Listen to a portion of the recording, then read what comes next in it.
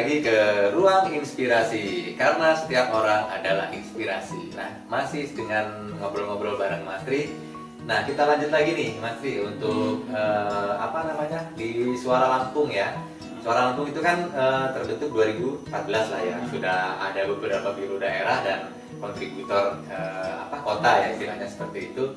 Nah, sejauh mana nih perkembangan Suara Lampung waktu itu dari tahun ke tahun gitu?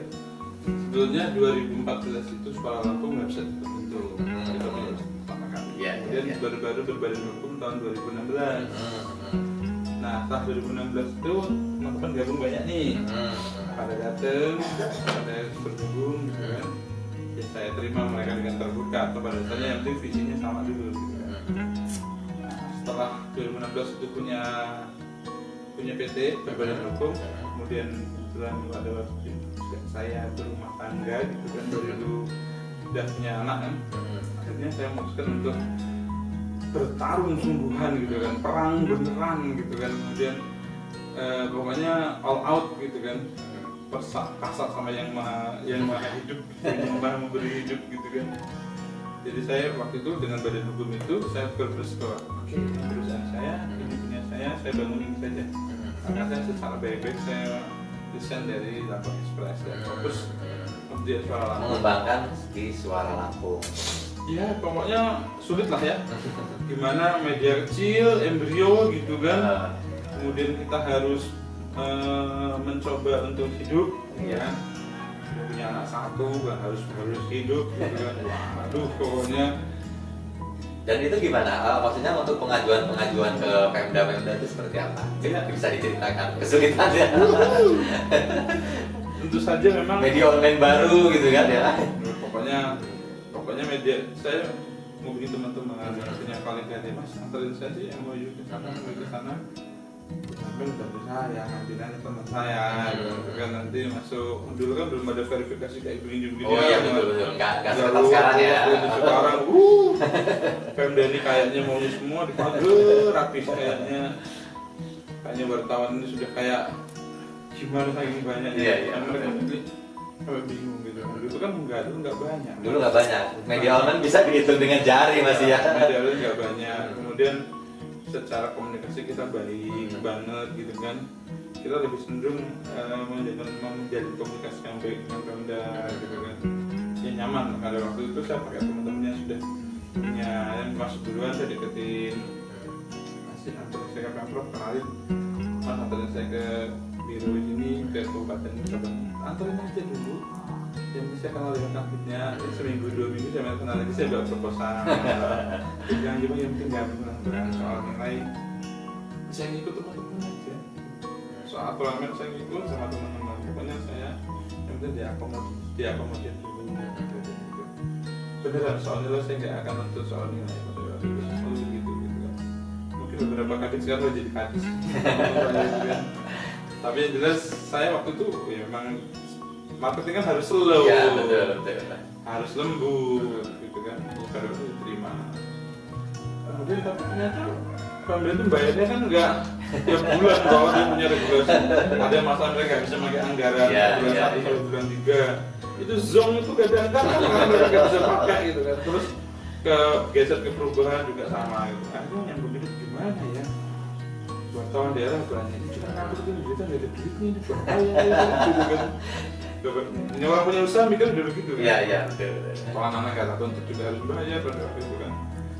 Ya ini gimana? Akhirnya kita bikin program namanya Seminar Pengenalan Sekolah, Pengenalan Jurnalistik. Oh iya. Itu jadi kita, selain pemberitaan, artinya normal pemberitaan untuk online ya, itu juga ada program yang namanya Seminar Jurnalistik. Iya.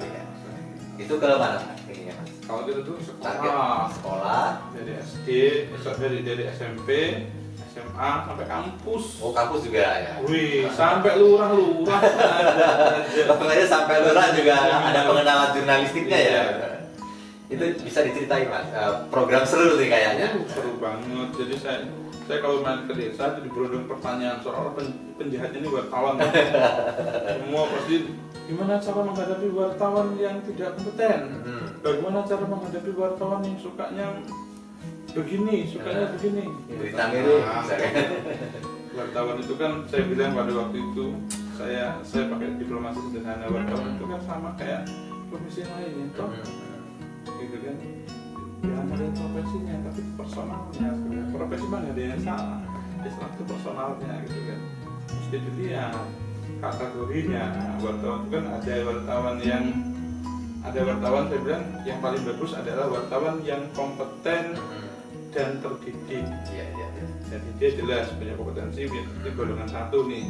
Kalau yang golongan 2 itu wartawan yang sudah terlatih, terdidik, tapi belum kompeten. Belum tersertifikasi ya lanjutannya. Yang ketiga ini wartawan yang tidak terlatih, tidak terdidik, dan tidak kompeten. Wah, inilah musuhnya teman-teman. Betul. Gitu, Itu biasanya yang ini ya, maksudnya ke sana yang tidak kemari. positif. Maksudnya Beritanya miring-miring juga ya. dan cenderung yang tidak positif. Ya betul. Jadi memang kalau wartawan itu memang harus yang ideal ya dia harus terlatih, terdidik, kemudian Kompeten berkompeten. pastinya ya. Kalau yang masih terdidik dan terdidik, kemudian dia terdidik dan terlatih, tapi dia belum kompeten, hanya masalah waktu itu. Oh gitu iya, kan. masih bisa belajar lah. Tapi yang tahap pertama ini yang tidak Iya. terlatih, tidak kompeten, dan tidak yang wah, ini yang paling berat nih, dia butuh proses yang lebih lama untuk sampai untuk sampai ke tahap ini. Nah, sayangnya memang di ruang regulasi media sendiri belum menerapkan itu. Hari ini siapapun bisa jadi wartawan asal dia lulus seleksi di perusahaannya, asal dia bernaung di bawah sebuah media yang ada badan hukumnya, maka dia akan dapat KTA dan jadi wartawan. Gitu kan? Betul ya. Walaupun belum punya kompetensi ya, masih disebut wartawan ya. Masih disebut wartawan, walaupun belum uji kompetensi, hanya dia wartawan yang belum kompeten, tapi tetap judulnya wartawan. Dia sudah profesi Sudah sah ya, sudah istilahnya melakukan ya. di situ, karena dia sudah bernaung di bawah media yang berbadan hukum. Makanya media harus ketat dalam posisi itu, tapi nggak bisa ketat juga karena persaingannya memang media sudah sangat banyak dan memang belum ada regulasi khusus yang ngatur itu, bahwa kamu nggak boleh ngangkat orang jurnalis kalau belum ini nggak bisa. Gitu kan. Nah, nggak bisa kita begitu gitu. Terus kalau mau mengangkat yang begini yang mereka pengen belajar harus gimana gitu kan?